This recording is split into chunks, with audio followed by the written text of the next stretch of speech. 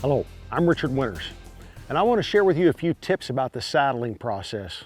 We want to ride them. If we're going to ride them, we got to get them saddled, and if we're going to saddle them, we need to saddle them correctly. So here's a few things that I keep in mind every time I saddle up my horse. I'm going to start off on the right-hand side here, and I'll show you in just a moment why. Set my pad up here, and I'm really into symmetry. I really appreciate these weaver pads, the contour that they have. This leather strip that goes down the middle helps me know exactly where my pad is, and there's no break-in time with this pad either. You see how it contours to my horse's back. 30 years ago, I saw a gentleman handle a colt in the round corral, and he had hung this saddle right on his hip. He was able to manage that colt and his pad, and when he set that saddle up, I said, whoa, that was so smooth. I've got my left hand on the cantle, and with my right hand on the front skirt, I'm going to stand directly at my horse's shoulder, and it's going to be one long swing and set this saddle up on my horse's back. And that just looks so smooth and so nice to me. Rather than like throwing rocks in the back of a wagon, just set that saddle up like you might set your hat on your head. And the neat thing too about saddling up your horse on this side is you don't have to worry about your cinches being all wadded up underneath your saddle. Now I can let these cinches down and make sure that they're hanging correctly, make sure that they're adjusted correctly. This Weaver Airflex cinch is really nice, especially in the summertime when horses get so sweaty. You can rinse it off and clean it after every horse. And the white compared to a black synthetic cinch I think is a little bit cooler, and this waffling effect that it has here just allows a little more airflow through that cinch area. Another thing I want to mention while I'm here is the idea of a cinch hobble. That's that leather strap that goes from my front cinch to my back cinch. I only mention it because I see people at clinics every weekend that don't have one, or it's too long, it's not adjusted correctly. You need this cinch hobble to keep this back cinch from going too far back. It came with your saddle when you first got it. You need to make sure it's on. Another thing that I've noticed over the years with the length of my cinch, I would like a cinch 2 inches too short rather than 2 inches too long. If this cinch is so long that you have to pull it all the way up here to this rigging, you're gonna have a hard time getting a snug fit and that saddle staying on your horse's back. That's about the ideal spot right there. But again, if it's 2 inches too short, perhaps I can live with it. 2 inches too long, I'm probably not gonna like it. Now let's go around the other side of my horse and cinch him up.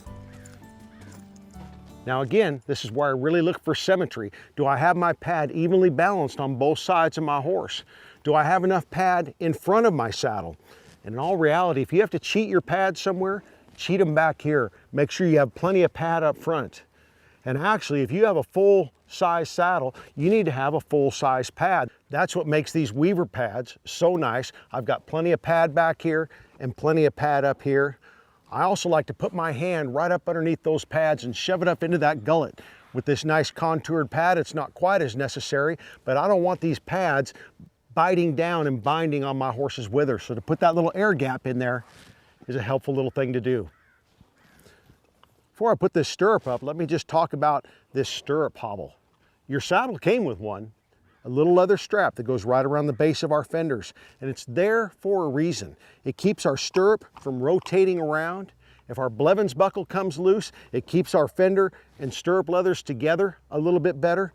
And so your saddle had one when you first got it. If you've lost them, it's a cheap investment. You need to go back and get some stirrup hobbles and put them on your fenders.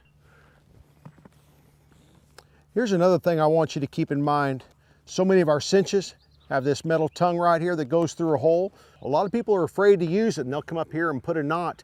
You just don't need to do it. Your saddle manufacturer, your cinch manufacturer made this to work. But you're right, if you just stick it through there, that might come undone.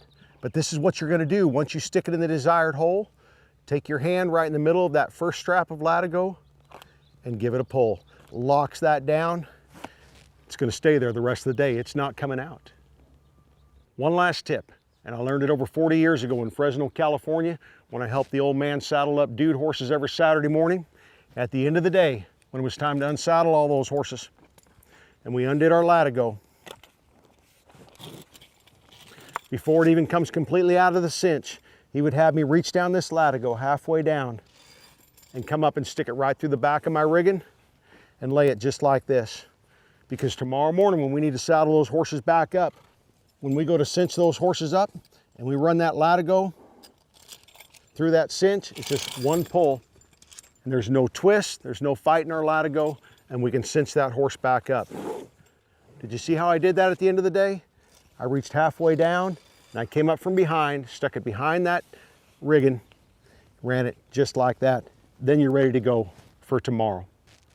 These are a few little things that'll make a big difference in your horsemanship. I'm Richard Winters. Thanks for watching. Enjoy the journey.